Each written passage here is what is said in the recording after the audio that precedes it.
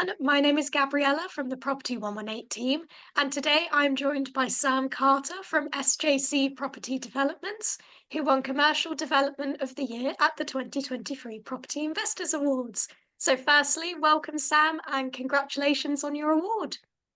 Thank you so much, Gabriella. We really appreciate the kind words. And yes, thanks to all our amazing team. Yes, congratulations to everyone. So, before we get onto the project itself that won you the award, I want to go back a little bit in time and ask how you got started in property and how SJC Property Developments came about. Sure. So, to be quite honest with you, I've always been involved in property pretty much my whole life, as my dad had always had his own building firm. So from the age of about 12, I was there on site, sweeping up, making cups of tea, obviously the best cup of tea maker in the world, amount of Yes. cups of teas that I've made for all the build team. And then I went down the financial advising route. So I got my business degree, went and qualified as a financial advisor, and always knew that I had the building company there if I ever wanted to dive into it. And I absolutely love financial advising and love helping people. However, the company I was working for at the time was quite immoral and unethical. So I decided to leave and go back into the building company.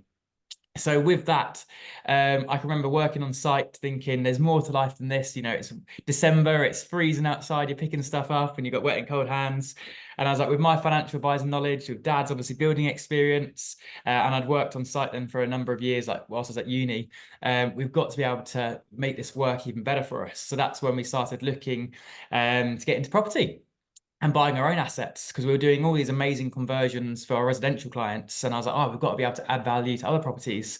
So we started off by obviously doing our own research, and then went on to a few of the online courses, and then progressed up with different courses. And then, yeah, we started to buy our own portfolio in and around Cambridge, utilising our development company and adding value to them, and obviously creating our portfolio. Wow, that sounds amazing. And that's amazing to hear about, like, it's sort of like a family business as well, because that must be really nice, sort of working together with family. Honestly, it's brilliant. It's absolutely lovely. So yeah, we've got obviously dad leading the main build team, and then you've got myself, my brother and Ryan are all family on the property development side, but it all overlinks and crosses over. So yeah, it's really, really nice to be able to work Yeah, together. yeah, that's really good to hear that you all work really well together and like I can imagine like bouncing off ideas and stuff and Definitely. I mean, I think every dinner time conversation, there's definitely something property related in there for yeah. sure. So yeah, it's great. And as well, because we're all family, we're all driven, and it's all obviously going to help us succeed together. So it's really, really nice to Yeah. have that connection as well. Oh yeah, that's brilliant as well. And then as well as what I wanted to ask as well is sort I've been asking, like the different award winners and stuff, what advice would you give to people that want to enter the property world? Because obviously it is, it is quite a tough sort of market to get into. So what advice would you give? Definitely. So my advice would be to get a mentor. Mhm. Um, you're going to make, like, there's two ways of looking at it, and you're going to pay either way. You can either pay and do it yourself and make the mistakes and learn the hard way, or you can pay for someone's advice and experience that has always been through that, and will basically alleviate as much risk as possible to take you to the next highest point. And that would be my number one tip, is to get a mentor Mhm. or to educate yourself. Secondly, it's mindset, and it's to spend not necessarily money, but time in investing in yourself in the personal development, because everyone will tell you no, oh, it's not the right property to buy. There's always a reason not to buy a property. However, you've got to at some point take the plunge and buy a property, or if you're going into different markets and do a rent to rent or whatever, but you at some point got to step into that. So it's about knowing you've got the right mindset to just have that persistence and consistency to make sure there's always a solution. No is not an answer. And at the same time, having the knowledge and the power team behind you to then pull that deal off. And yeah, that's my two top tips. So it would be getting a mentor, and then mindset and personal development. Yeah, hopefully anybody listening to this that wants to get into property, hopefully they take those on board. So, going on to now the project itself that won you the award, can you explain a bit more about it and some of the challenges you faced? Because as we were talking a little bit earlier before we started, I can imagine you did have a really, really big challenge when you were trying to do this project. Definitely. So the first challenge was that actually prior to even buying it, we submitted our offer under the standard way of purchasing, and we were the highest offer. So it was brilliant. It got accepted at roughly 268,000, which was £48,000 over the asking price. However, it was in the midst of COVID. So Mm. when our offer got accepted, great. We now needed to form the bank account, essentially buy the property in the company we were buying it in. However, you know what it was like in COVID. Yeah. Everyone was were up in arms, and we couldn't, for no love nor money, get hold of a bank manager to set an account up. So we asked the vendor if we could essentially have a period of time where we could get the bank account set up. But in the meantime, we could secure it via putting down some funds from a different bank account. They were like, no, absolutely fine. Please proceed. We'll give you that time. Brilliant. We were open and honest from day one that we're going to start the planning permission, start going with planning permission, um, and started to obviously spend money on this. However, some weeks into that journey, they decided that they weren't happy with the timeframes anymore, and out of the blue, they just decided they were going to put it back on the open market. Obviously, as you can imagine, I was like, "Oh my word, we spent thousands Yeah. on this! Like, no, you can't do that, please! Like, how can we make sure that we're gonna be able to complete on this?" Many lessons learned. Should have secured it on an option. Um, However, you live and learn by these things. So yeah, for a number of weeks, it was a lot of sleepless nights and a lot of reviewing our processes. And then luckily, we found it come back up at auction.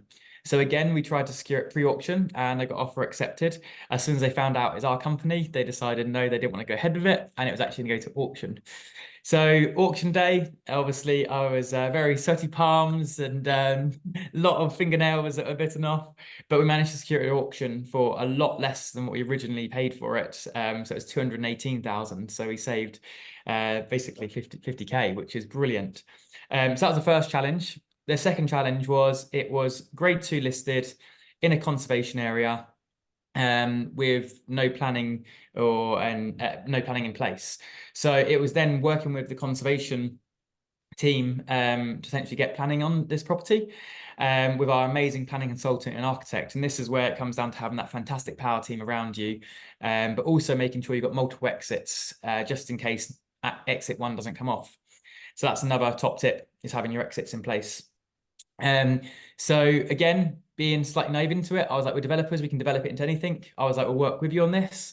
Lesson learned. What you actually need to do is you set your expectations up here, they set theirs down here, and then you come somewhere in the middle. So that's what I'd recommend as well when you're going for planning, just to be aware of that. So that was the next hurdle. And then the other hurdle was because it was grade 2 listed. It was a church. It was a former church, right? Yeah, it was a So, former yeah. church. Yeah, United Reformed Church. So it's beautiful. Yeah. And the listed features in the building, what we wanted to do is we wanted to keep them and Mm. make them the real focal point of the building. So it throughout the whole development, we've really been sympathetic towards those features like the columns, the ceiling rows, the mezzanines, and we've made them the main part of the design. And then anything else we've added in is really contemporary and modern, but it all correlates to the main features of the building, which is all the listed features. So it still looks really grand and elegant. For example, the paneling on the walls matches the original paneling on the mezzanines. Obviously, we've got all, and what we've tried to do is enhance those features as well. So on the mezzanine now, we've got all glass balustrades, so you can still see the original features. On the columns, they're the darkest coloured features in the whole property. So as soon as you walk in, they're the first thing you see. So it's stuff like that we've really tried going above and beyond. As soon as you walk in, you've got the amazing ceiling rows.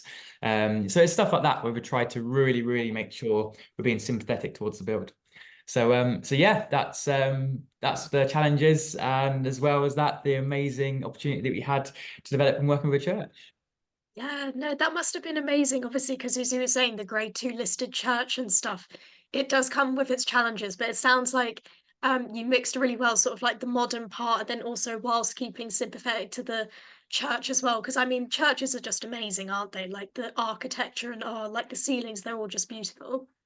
Definitely, and that's why we absolutely fell in love with it when we first bought it, because Yeah. the ceiling heights are so high, and especially with the mezzanines, we're talking sort of between no, well, about 9 meters high ceiling, so you can get a feel for Wow. how grand it is. And obviously all Yeah. the original coving, so it's really nice and chunky. Yeah, lots of character. in there. Yeah, definitely, definitely lots of character.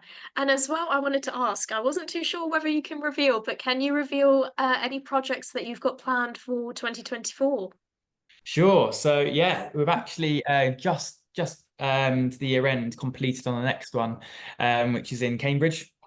And it's a lovely project. So it's a house already, and we're looking to convert that into a 6-bedroom co-living HMO.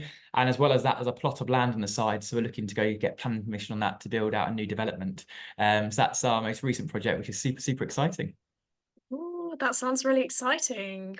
You'll have to keep us updated and for how it goes because it sounds like a really good project. Definitely, definitely. And as well as Yeah. that, we're helping people because what we're finding is there's a gap in the market of people's knowledge where they they understand what constitutes a good property deal, Mm. and they've got the power team, but what they might not have the experience on is the project management of how to manage a build team. And also what we're finding is even in when you do your own renovations in your own house, you get a builder to come around and you've got all these ideas in your head, and they're coming around with their bit of paper, they're following around the house, and they're trying to write down as quickly as you're saying stuff coming out of your mouth, and they can't write as quick. And then all of a sudden, they take that bit of paper back to their van, probably get screwed up in their pocket or a cup of tea spilt on it, and they're trying to quote from that a few days later.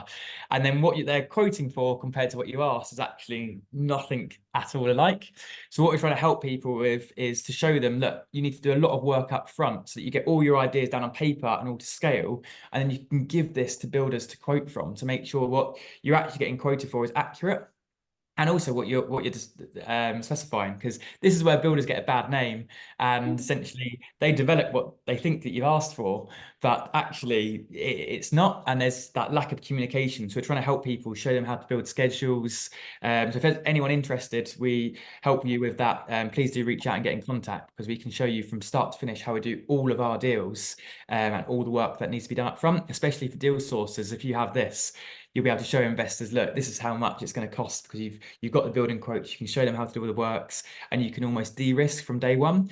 So that's the other project we've been working on as well. Yeah, oh, that's sounds so interesting as well. Like as you say, like sometimes builders do get a bad name, but I think yeah, that's just such an interesting project that you're working on for 2024. So again, really excited to hear about that. And then as well, now going on to the awards themselves. Again, congratulations. So Thank how you. does it feel? How does it feel since you've won the Property Investors Awards? And I mean, it must be an amazing feeling, first of all. And would you recommend people to apply as well? Definitely, I'd highly recommend people to apply. It's a fantastic award ceremony. To be just in that room felt incredible, and to win it, I'm still overwhelmed now, and it's all thanks to the team around me. Like, it really is. I can't stress that enough. So thanks to Matt, Ryan, Dad, the build team, all of our power teams, solicitors, architects. It's all because of everyone pulling together, that it's really been able to make us win that award. And it's great that they've been rewarded for their hard work and got some recognition. As it's a fantastic project, and we're really pleased with it. So Yeah. highly recommend. The awards themselves are brilliant. The amount of people that you meet in the room and the networking is Mm. fantastic. And to see other people what they've achieved at such a young age as well is really remarkable, incredible. Yeah, yeah, no, definitely. Because it seems like, I mean, as you were saying, like earlier on before in our conversation, you've always sort of been interested in property, and particularly for like young people as well. I think that's just such a good thing to be able to get into. Definitely, definitely. And yeah, obviously with property prices as they go up, the younger you can Mm. get in, the more you'll be able to benefit over the long term. So it's a win-win. Yes. Definitely, it's a win-win. Well, thank you so much again, Sam. We wish you all the best of luck for 2024. And again, huge congratulations. Thank you so much. Thanks so much, Gabriella. Thank you.